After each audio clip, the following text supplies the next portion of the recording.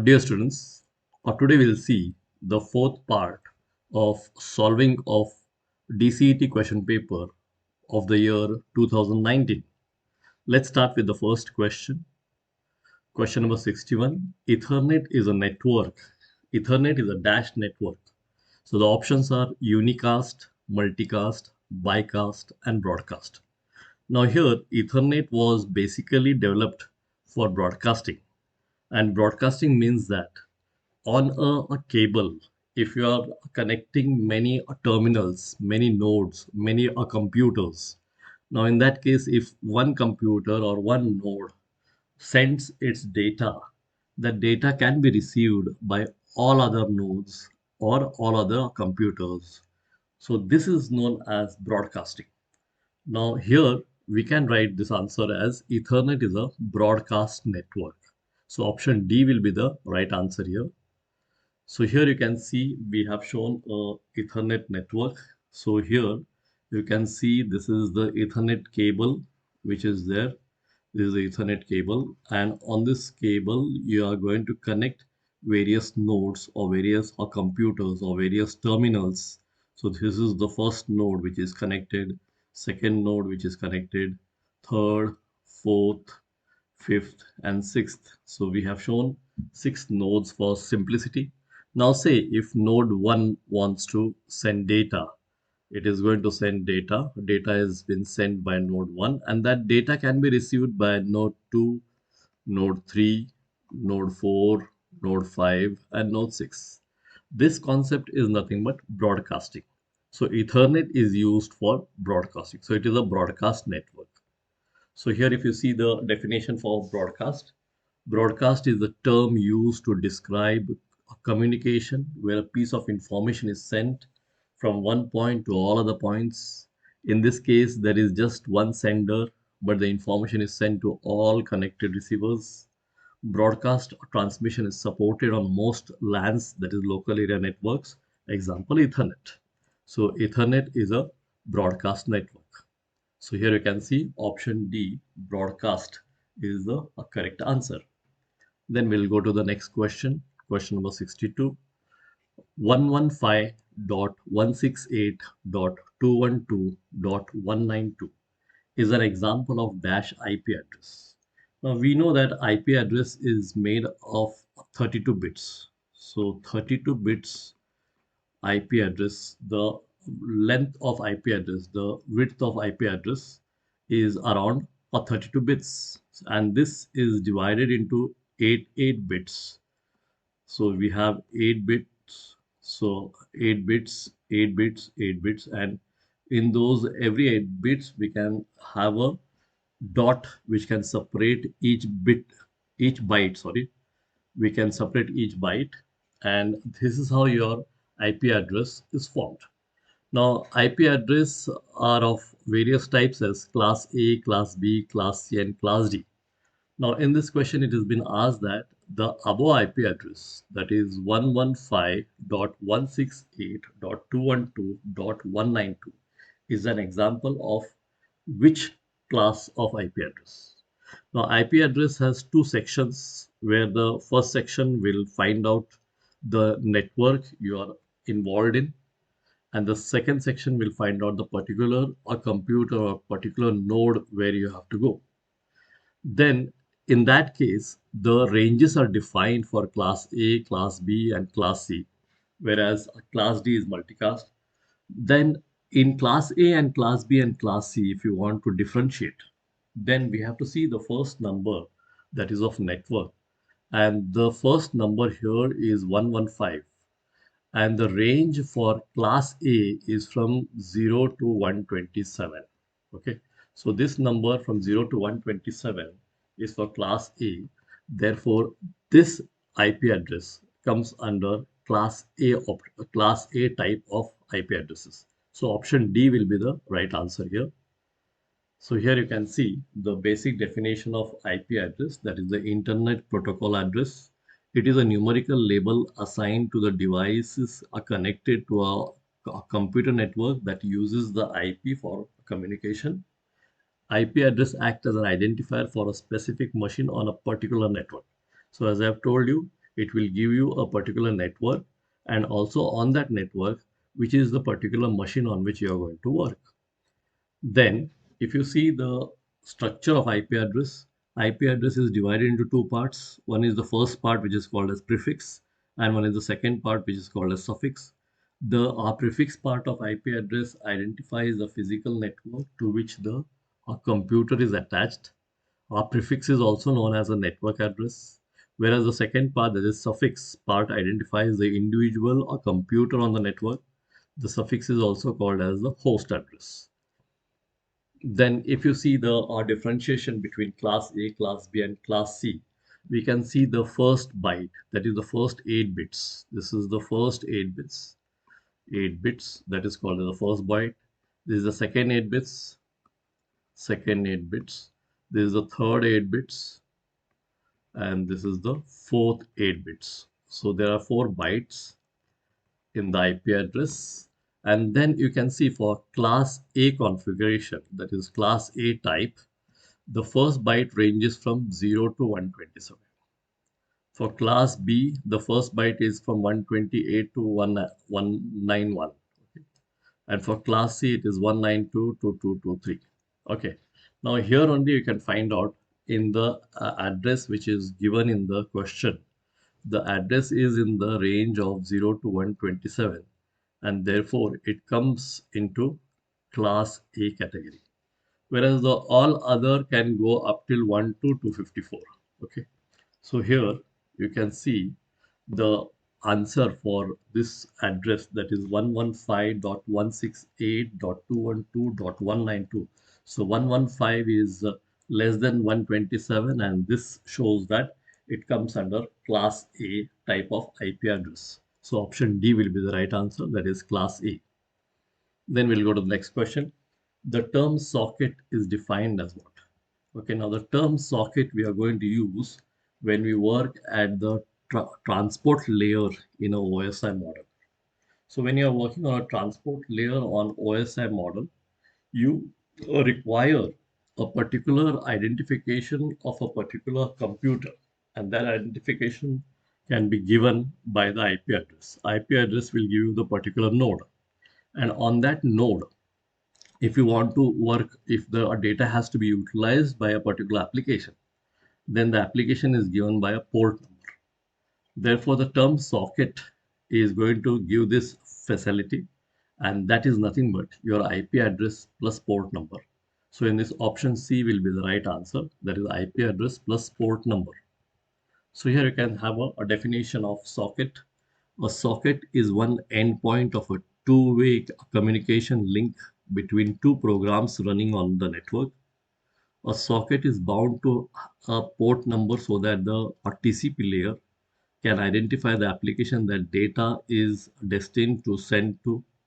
An endpoint is a combination of IP address and port number. Okay. So a transport control protocol.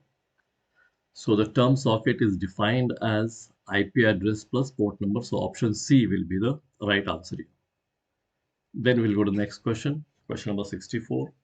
In C programming, which character is used to terminate the instructions?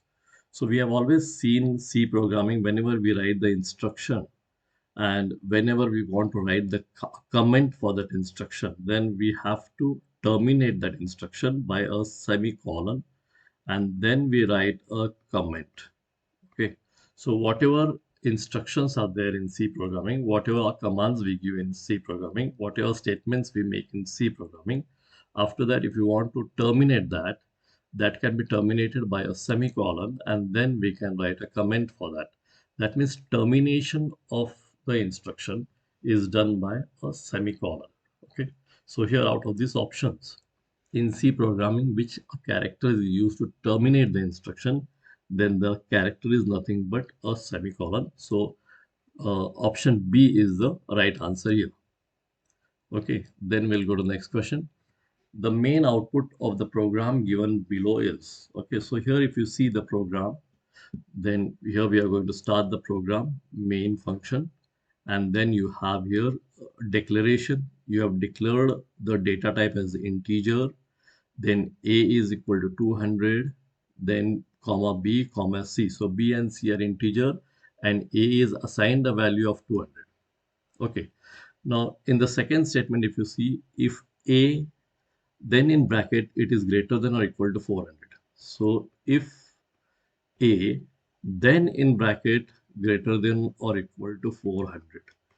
That means the A condition is not given properly. So there is no, that means A is not within the bracket. So you cannot say that A is greater than or equal to 400. A is outside the bracket and inside the bracket they have given it is greater than or equal to 400. Okay. So that means here the condition of A greater than or equal to 400 is not shown.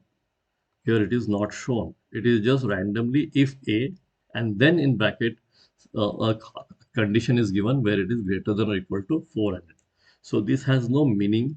And then it is B is equal to 300, C is equal to 200. You can take if the condition is satisfying, if this condition is satisfying.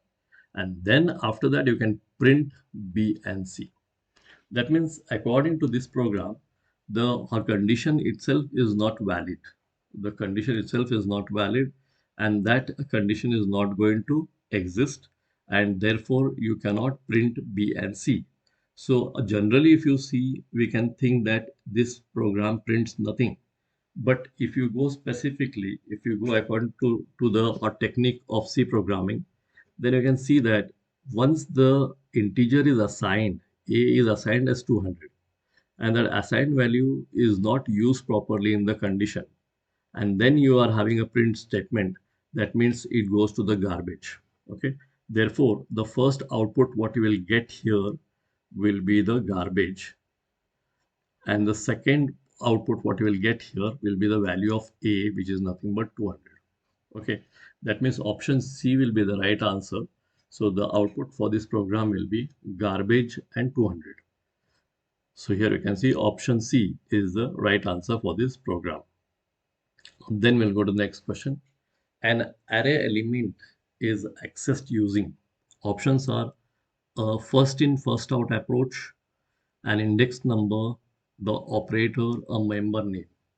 Now, whenever we want a set of same elements, which is called as array, to be accessed, there should be indexing of every element. That is, a number should be associated with every element, the first element, second element, third element, fourth element, fifth element. That is how we can access the elements in an array. That means option B, that is the an index number, will be the right answer here. So here we can see definition of array and then what is index number. An array element is accessed using an index number. An array is a container object that holds a fixed number of values of a single type. The length of an array is established when the array is created. After creation, its length is fixed. Each item in an array is called an element, and each element is accessed by its numerical index. A one-dimensional array or single-dimensional array is a type of linear array. Accessing its elements involves a single subscript which can either represent a row or a column index. So the whole meaning is that if you're having a set of same type of elements, and then if you want to access any one element from that, you have to have a index numbering system. And with that index numbering system, we can access a particular element in that array. So option B, that is an index number, will be the right answer here. Then we'll go to the next question, question number 67. Matlab stands for. Now, options are mathematical lab, matrix lab, modulation lab, mathematical analysis, and tools lab. So, generally, when we speak about Matlab, it is a matrix lab. So, the abbreviation is matrix lab. It can give a lot of tools for our computations, for our designers, researchers, and educationists. Okay. So, if you see the theory of Matlab, so here we can see that Matlab, the abbreviation itself stands for Matrix Lab, Matrix Laboratory. And then if you see what is exactly the basic definition of MATLAB, MATLAB is an interactive system whose basic data element is an array that does not require dimensioning. This allows you to solve many technical computing problems, especially those with matrix and vector formulations, in a fraction of time it would take to write a program in a scalar, non-interactive language such as C or Fortran. Then the name Matlab stands for Matrix Laboratory. Matlab was written originally to provide easy access to matrix software developed by the LinPack linear system package and ISPack, that is Hygiene system package projects. Then here you can see Matlab stands for Matrix Lab. So the full form of MAT is matrix. Then we'll go to see the next question. The precedence order in which arithmetic operations are evaluated in MATLAB. So the operations are evaluated in which order? So operations are given are parenthesis, power, multiplication, and addition. So if you see the order according to the software of MATLAB, the order which is taken is rightly given in option B. That is, first you have to go with parenthesis. You have to open the parenthesis. Then second, you have to go with power of the number. Then third, multiplication. And fourth is addition. So this will be the order and option B will be the right answer here. So here you can see order of operations. In MATLAB and many other programming languages, operations are performed in the following order. As I've told you earlier, the first is expression brackets should be evaluated. Then the numbers with powers should be evaluated. Then multiplication and division operation should take place. And then addition and subtraction order should take place. That means first is your parenthesis or your brackets. Second is power. Third is multiplication or division. Fourth is addition or subtraction. So this order we get in option B of the answers. So here you can see option B will be the right answer. Then we'll go to the next question. Question number 69. Which of the following is used to check if two elements are equal in MATLAB? So to check equality in MATLAB, the operator is option B here, which shows two equal signs. So this operation is the right one, which checks the equality of two elements. So here you can see A is equal to B. So returns a logical array with elements set to logical 1, that is true, where array A and B are equal. Otherwise, the element is logical 0, false.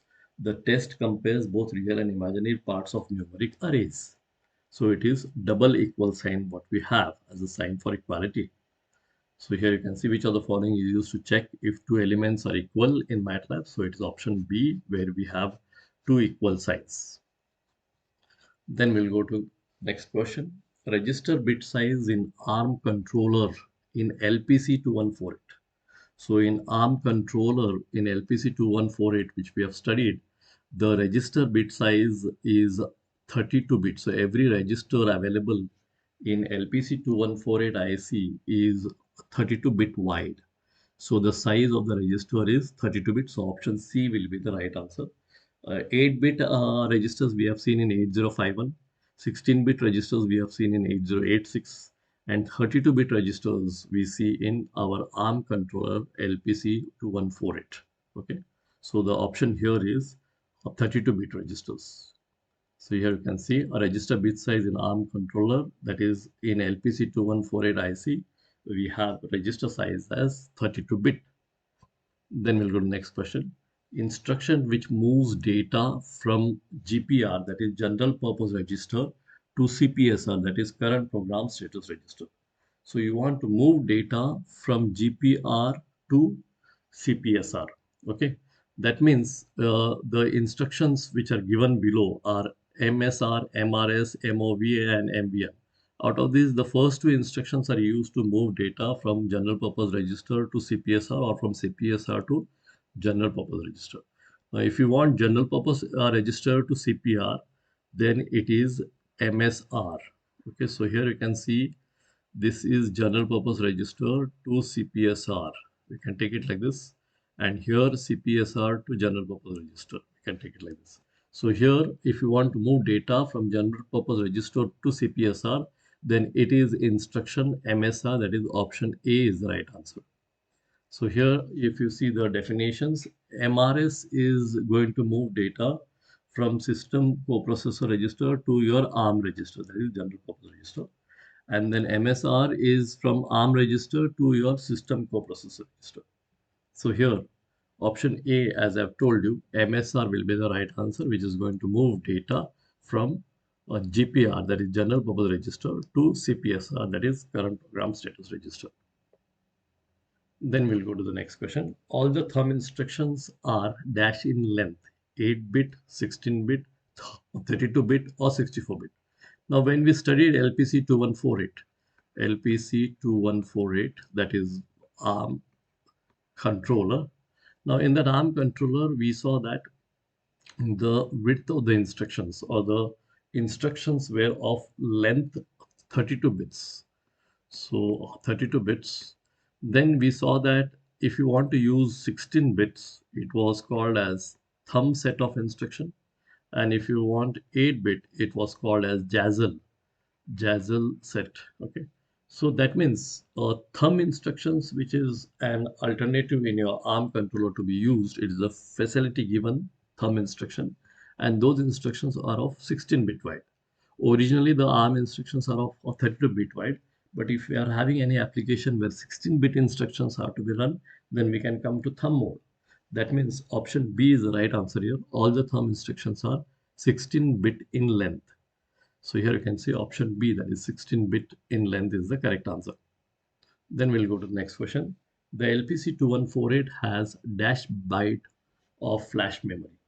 So if you read the features of LPC 2148 in the user manual, you can see that the flash memory associated with LPC 2148 is around 512 kilobytes.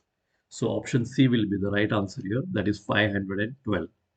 So 512 kilobytes is the flash memory. This we can get in the features when we read the user manual of LPC 2148. Then we'll go to the next question. Function of pin connect block. Now here, function of pin connect block is what we have studied in ARM controller, is that the ARM IC, which is a 64 pin IC, what we have studied LPC 2148, in that the pins are multifunctional.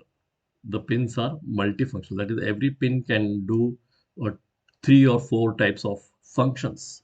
Now, out of that, if you want to select a given function at a given time, then we have to make use of pin connect block.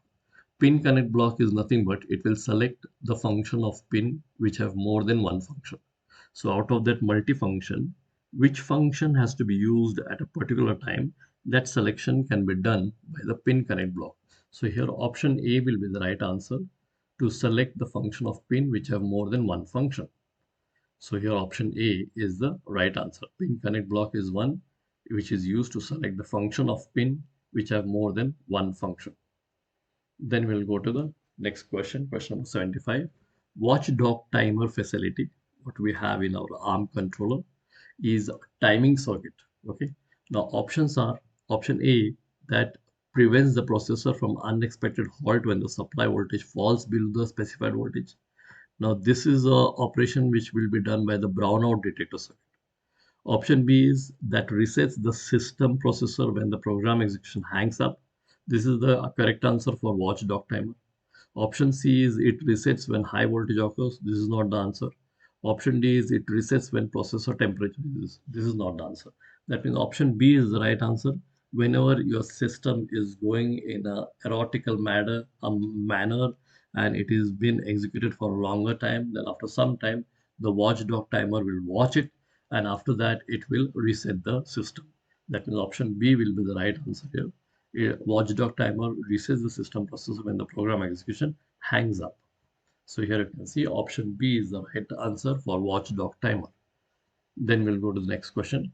MSP 430 is dash RISC, a reduced instruction set processor.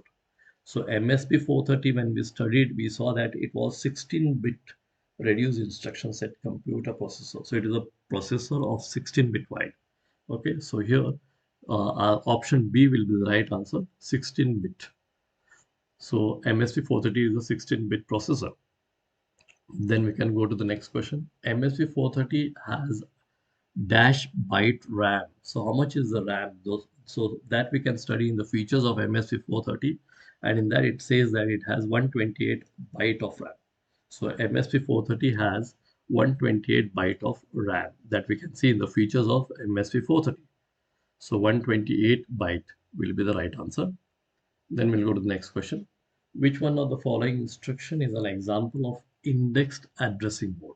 Okay, now index addressing mode is one which will have the basic address, that is the base address, plus an offset address. Okay, so here if you see in these instructions, option A, option B, option C, and option D. From this option B, if you see, okay, now here the contents of R5 plus 2 will be the address of the location from where you have to get the data. Now this data will be copied. This data will be moved to location which is R6 contains plus 6. Okay, so that will be the address of the location where the data will be given. So here, because we are using a base address and an offset, it is called as index addressing. So option B will be the example of index addressing mode. Then if you see an example of index mode, say for example, we have an instruction move a byte MOVB 3R5 and comma R6, a simple instruction. So here we are doing nothing but we are loading a byte from an address, and the address is given as 3 plus contents of R5. So if you say, for example, if R5 is having 4, so it is 3 plus 4, it is 7. So the address 7, the data at that address 7 will be given or will be moved into R6. Okay, so in this case, suppose that R5 is 4, then the address will become 3 plus 4, that is 7. Thus, a byte is loaded from address 7 into R6. The value of R5 is unchanged. There is no restriction on the address for a byte, but remember that words must lie on even addresses. Okay, so here this is the way. This is the example of indexed addressing. So here, which one of the following instruction is an example of indexed addressing mode? So option B is the right answer, where it is an example of indexed addressing. Then we'll go to the next question, question number 79. In MSP 430, dash register is used to enable or disable pull up or pull down registers.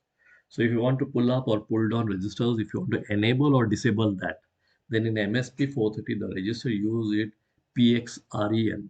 So option C will be the right answer here, PXREN.